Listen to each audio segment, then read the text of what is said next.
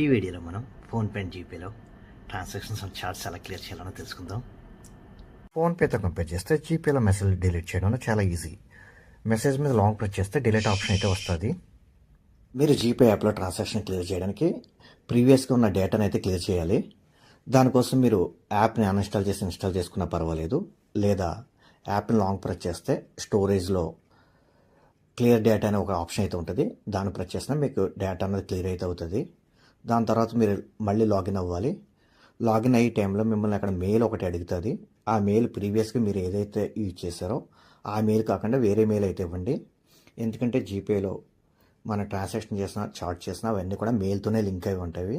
ఇలా new mail నుంచి login అయితే మీ ప్రీవియస్గా ఉన్న చార్ట్స్ అండ్ ట్రాన్సాక్షన్స్ అన్నీ కూడా జీపేలో క్లియర్ అయిపోతాయి.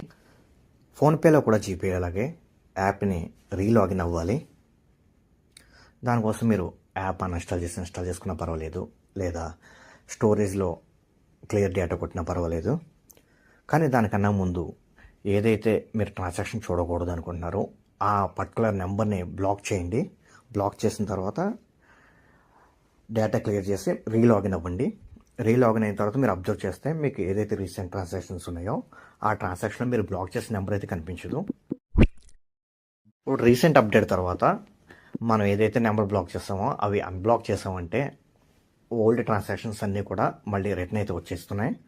సో దాన్ని బట్టి మీరు ఆలోచించుకుంటే దీన్ని అన్బ్లాక్ చేయాలా లేదన్నది.